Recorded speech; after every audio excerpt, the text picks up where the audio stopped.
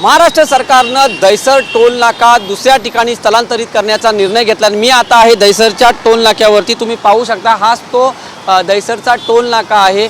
इथून मोठ्या प्रमाणात गाड्यांची रहदारी पाहायला मिळते। मुंबईच्या दिशेने गाड्या जात असतात, मात्र या ठिकाणी मोठ्या प्रमाणात ट्रॅफिकची जी समस्या आहे ती सर्वसामान्य त्याचा मोठा त्रास सहन करावा लागतो। त्याचबरोबर जे वाहन चालक आहेत त्यांना सुद्धा याचा मनस्ताप होतो आणि त्याच अनुषंगाने हा जो टोल नाका आहे हा टोल नाका सरकारने इथून स्थलांतरित करण्याचा निर्णय घेतला आहे। आणि या टोल नाक्याची आज महाराष्ट्राचे परिवहन मंत्री प्रताप सरनाईक हे स्वतः या टोल नाक्याची पाहणी करणार आहेत आणि ते ज्या ठिकाणी दुसऱ्या ठिकाणी हा जो टोल नाका स्थलांतरित केला जाणार आहे त्याची सुद्धा प्रताप सरनाईक हे पाहणी करणार आहेत।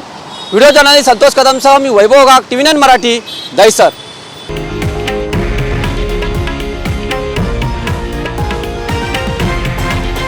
हे आहे देशातील नंबर 1 न्यूज नेटवर्क आणि आपण पाहत आहात TV9 मराठी, एकमेव।